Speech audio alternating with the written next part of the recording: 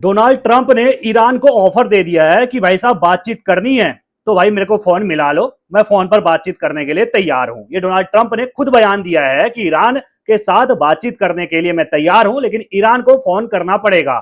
Iran की बात करें तो ईरान के विदेश मंत्री अरागची पहले पाकिस्तान के दौरे पर जाते हैं, उसके बाद वहां से निकल लेते हैं क्योंकि वहां पर अमेरिका का डेलीगेशन आने वाला होता है बातचीत करने के लिए, दूसरे दौर की बातचीत के लिए। और वहां से निकल जाते हैं कहां के लिए? ओमान के लिए। ओमान के बाद रूस की भी यात्रा पर जाना होता है।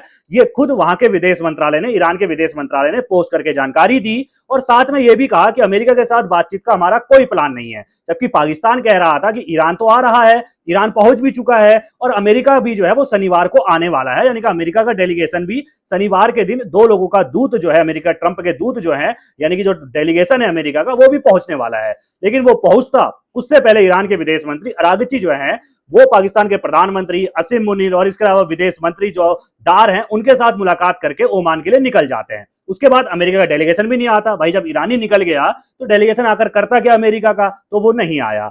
उसके बाद अब खबर क्या निकल कर आ रही है? फिर खबर निकल कर ये आ रही है कि भाई रूस की यात्रा पर ईरान के जो विदेश मंत्री वो नहीं गए, यानी कि ओमान से दोबारा फिर से फ्लाइट पकड़ी और फिर से पाकिस्तान में आ गए हैं। फिर से हसीम मुनीर के साथ मुलाकात रविवार को कर ली, यानी कि शनिवार को पहले मुलाकात करी, शनिवार की सुबह, शनिवार की दोपहर तक जो है पाकिस्तान से निकल गए, ओमान के लिए रवाना हो गए, ओमान गए और उसके बाद जाना कहां था? जाना था रूस, लेकिन फिर से ओमान से जो है वो पाकिस्तान ही आ गए हैं। अब जब पाकिस्तान आए हैं, असीम मुनीर के साथ बातचीत हुई, उसके बाद डोनाल्ड ट्रंप का बयान सामने आ गया है।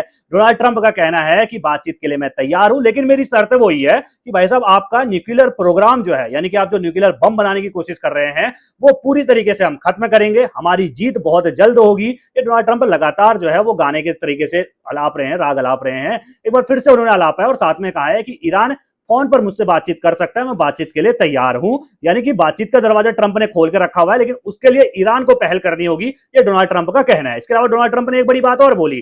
डोनाल्ड ट्रंप ने कहा कि ईरान के अंदर कुछ लोग तो समझदार हैं, लेकिन कुछ लोग जो है वो बातचीत के खिलाफ हैं और इसका नुकसान ईरान को भुगतना पड़ेगा। यानी कि डोनाल्ड ट्रंप का कहना है कि ईरान भी दो धड़ों में बटा हुआ है। वैसे हम हर रिपोर्ट में बताते हैं, हॉर्मुज को लेकर भी हमने बताया जब भारतीय जहाजों में फायरिंग हुई थी, क्योंकि सरकार ने तो भाई वो ऑर्डर दे दिया था, ईरान की सरकार ने, कि निकल जाओ। भाई भारत के जहाज निकल भी गए थे, क्योंकि जो भारत के जहाज में क्रू मेंबर थे उनको तो यही जानकारी दी गई थी कि रास्ता साफ है, आपके लिए रास्ता खुला है, जाइए आप, क्योंकि आपने तो ऑर्डर ले लिया है, आपने तो परमिशन ले ली है। लेकिन उसके बाद ईरान की सेना आईआरजीसी वो फायरिंग कर देती है, तो सीधे तौर पर निकल कर आया था, क्योंकि भाई सरकार की तरफ से अरागची ने तो पोस्ट करके कह दिया था कि सब कुछ खुला हुआ है, अब से हॉर्मुज खुल गया है। लेकिन अगले दिन भारतीय जहाजों पर जब फायरिंग होती है तो समझ में आता है कि ईरान के अंदर सेना और इसके अलावा सरकार में मतभेद चल रहे हैं, यानी कि सत्ता की जंग चल रही है ईरान के अंदर, कौन सत्ता संभालेगा। वही डोनाल्ड ट्रंप ने कहा कुछ लोग समझदार हैं और कुछ लोग जो हैं वो अभी भी अड़े हुए हैं और इसका नुकसान उनको भुगतना पड़ेगा। इसके अलावा नाटो देशों पर भी डोनाल्ड ट्रंप का गुस्सा फूट पड़ा।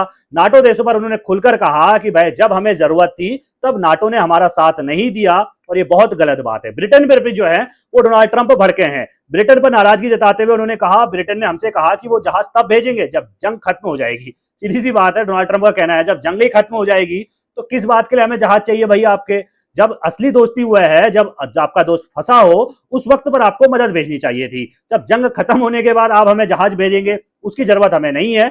ब्रिटेन पर जो है वो डोनाल्ड ट्रंप ने नाराजगी जताई। तो वहीं चीन पर जो है वो डोनाल्ड ट्रंप थोड़ा नरम नजर आए। उन्होंने कहा कि चीन इतना बुरा नहीं है जितना बुरा कहा जाता है, चीन उतना बुरा नहीं है और चीन ने हमें ज्यादा निराश नहीं किया है। ये डोनाल्ड ट्रंप का कहना है कि चीन ने हमें निराश नहीं किया है। साथ ही यह भी कहा कि चीन और बुरा हो सकता था, लेकिन वो उतना बुरा नहीं रहा ईरान युद्ध में। चीन ने मतलब ईरान की और ज्यादा मदद कर सकता था, हम पे और हमले करवा सकता था, लेकिन भले उसने हथियार दिए हो लेकिन वो इतना बुरा नहीं है, ये डोनाल्ड ट्रंप ने कहा। यानी कि चीन की तरफ नरम रहे तो नाटो देशों पर अपना गुस्सा निकाला, ब्रिटेन पर भड़के और ईरान से कहा कि भाई फोन कर लो मुझे, फोन पर बातचीत करने के लिए मैं तैयार हूं। अब सवाल यहां पर यह भी खड़ा होता है, अरागची पहले पाकिस्तान गए, निकले थे ओमान और रूस के लिए, कहा जा रहा था रूस की भी इसमें एंट्री हो रही है, लेकिन फिर रूस जाते नहीं है, ओमान से वापस फिर पाकिस्तान आ जाते हैं, फिर यहाँ पर असीम मुनीर से मिलते हैं, फिर ट्रंप का यहाँ पर बयान आ गया है। अब देखना यह है आगे होता क्या है, युद्ध रुकता है या नहीं रुकता है। जहां तक मुझे लगता है रुकने वाला युद्ध है, क्योंकि डोनाल्ड ट्रंप प्रेशर में आ चुके हैं और सिर्फ ईरान पर दबाव बनाने की कोशिश कर रहे हैं। बाकी आप किस तरह देखते हैं इस पूरी रिपोर्ट को, अपनी राय कमेंट में रखना बिल्कुल ना भूलिएगा।